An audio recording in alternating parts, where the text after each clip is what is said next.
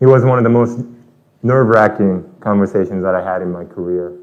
My palms were sweating and my heart was pounding. I was about to ask my boss for something I had never asked him before. So the conversation went something like this. 武田さん、お疲れ様です。So I have some news to share. My wife and I are expecting a baby in September, and I'd like to take some paternity leave.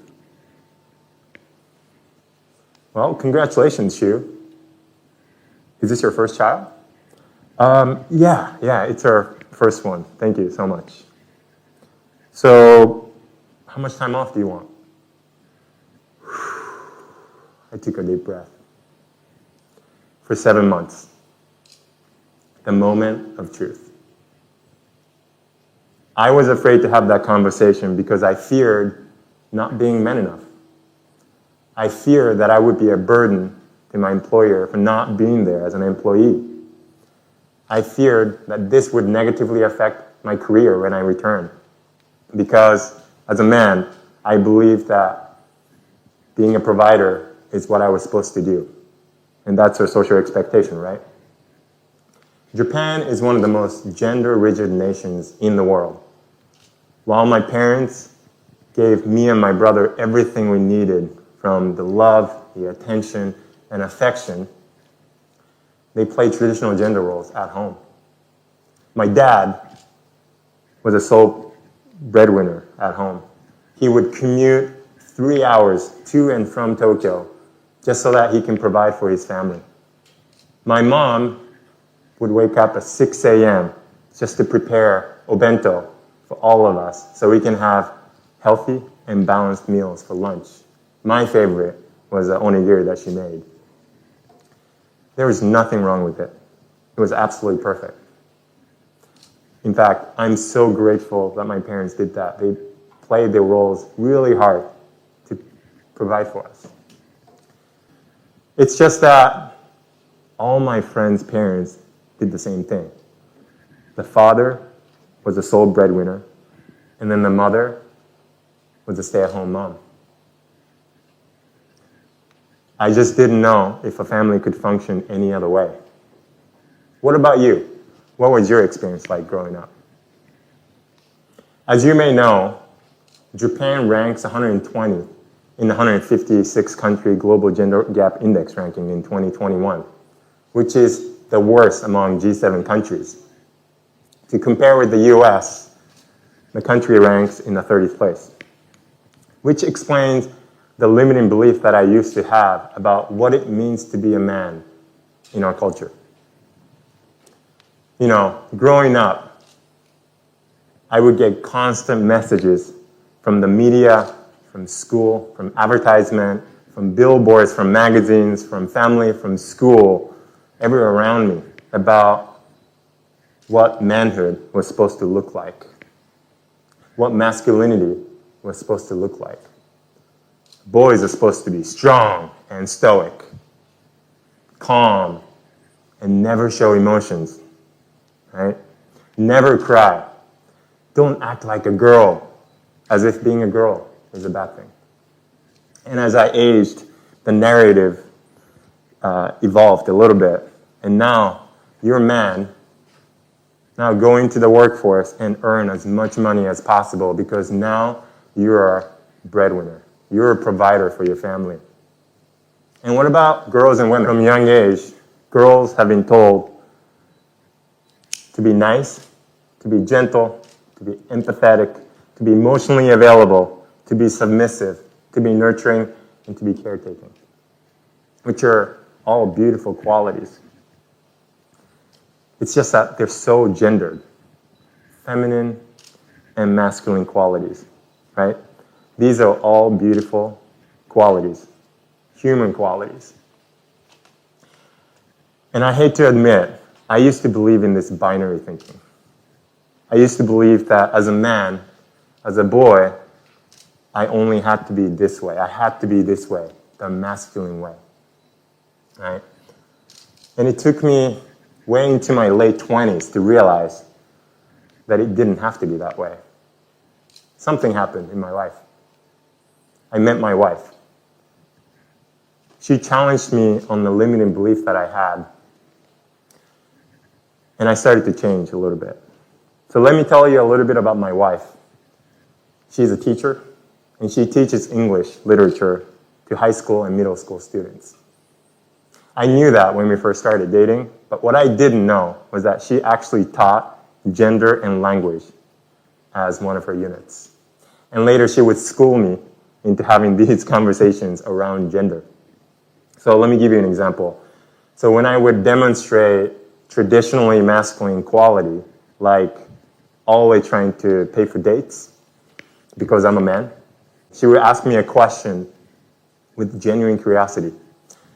Hey, I really appreciate your kind gesture, but can I ask why you're doing this? Because, I'm working too. I can pay. It's okay. And my go-to answer would be, no, it's okay. It's okay, I got this. Let me do this. Don't even question it. I got it. But in my head, I was thinking, well, I'm doing this because I'm a man. This is what I'm supposed to do, right? The supposed to's. That's what I had in my head. So these conversations really started my journey into feminism. As we kept dating, I started to change. I started to question everything I knew about what it means to be a man. I started to undefine what masculinity meant for me. I started to appreciate and express the emotional side of me. I started to cry a little bit more often. I started to cry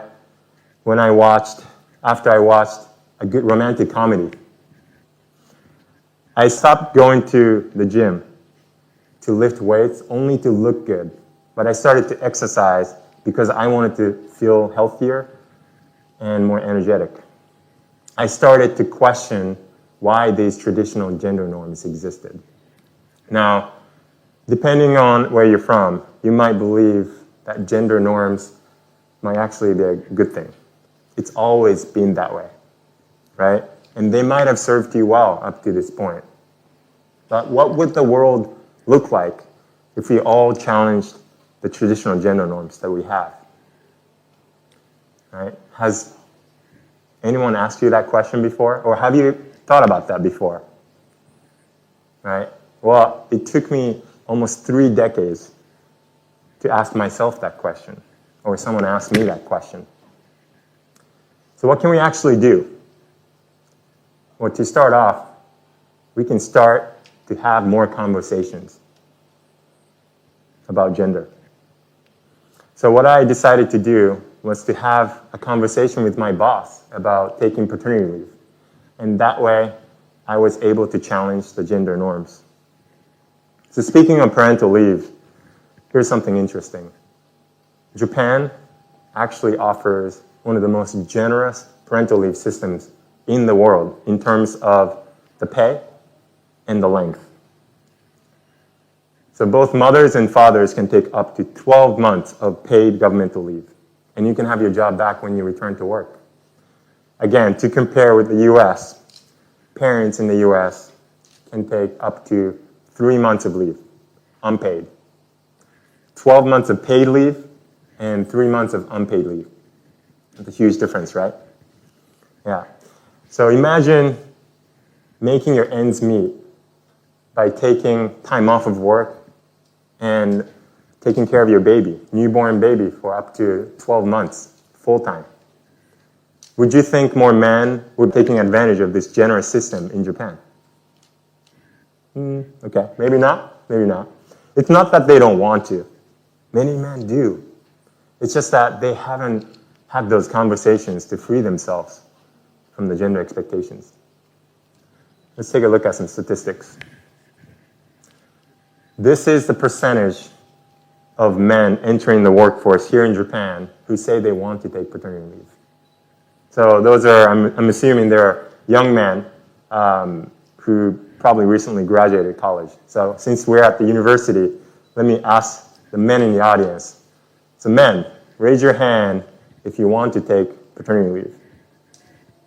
Okay, so a lot of hands up, great. I say that's about 80%, awesome. Okay, now, this statistic. This is the percentage of eligible men in Japan who actually took paternity leave in 2020. 7.48%. Want to take it and actually took it. Huge gap. Okay, what about this number? So this is the percentage of eligible women in Japan who took parental leave in 2020 in Japan. Again, different genders, different results. So what does this all mean? This means that both men and women are all playing gender roles. Now, I'm not saying that we should always go the opposite way of the traditional gender norms, right? So, for example, if a mother wants to stay at home full-time to take care and be nurturing to her baby, that's amazing. You know what's also amazing? The same mother going back to the workforce and building her career. Or a new father leaving the workforce entirely to take care of his baby full-time and decide to become a stay-at-home dad. My point is having options. That's what's important. It's important to free ourselves from these gender expectations so that we can live our lives without worrying about what other people think about us. All right, so who am I to tell you all this? Well, I happen to be one of those 7.48% of fathers in Japan who woke up changing diapers. So I took 7 months off of work to take care of my newborn and realized that I was being emotionally supportive to my wife, I was educating my son, and I was also nurturing him, which are stereotypically a women's role. And it felt great. Well, let me explain a little further. So by spending a lot of time with my son, I was able to witness a lot of first moments together. I saw him smile, I saw him laugh, roll, crawl, and stand for the first time. And if I wasn't taking this time off of work, I'm not sure if I got to witness these moments, if I went back to work full-time right away. I also got to spend a lot of time with my wife, which strengthened our partnership. And I've been able to educate my son that a man can be a caretaker as well. And by freeing myself from gender expectations, I was able to deepen my relationships and have open conversations. So, I'm not gonna lie, paternity leave for me wasn't all sunshine and rainbows. Raising a baby, it's a handful. But I will tell you this, it was transformative, frustrating, exhausting, and disorienting. But most importantly, it was absolutely priceless. I can't imagine not having done it. For those who are thinking about becoming a parent one day, or for those who choose not to be a parent, I guess everyone in this audience, here's my advice to you. Have open conversations about what gender roles mean to you. Talk to your family. Talk to your friends. Talk to your partner. Talk to your school. Ask your school what kind of programs they have to change this. Talk to your employer. Talk to your future company that you want to work for about their view on gender roles in the workplace and paternity leave. I'm not telling you to take paternity leave, even though I highly recommend it, personally. What I'm telling you is this. By taking paternity leave, I was able to free myself from the gender expectations that I had in my head previously. So back to the conversation that I had with my boss. How did it end? He said yes right away, on the spot, which made me feel so valued. And it was refreshing to realize that the fear that I had was all in my head. And what's really cool is that since I took paternity leave, 2 other new fathers at work decided to take extended paternity leave as well. Freeing yourself from gender expectations. It's about doing something good for yourself for your family, for your friends, for your community, for your company, and for our society. But most importantly, it's about living your truth. Because the freedom to make choices without gender expectations and to live your truth, it feels really good. Thank you.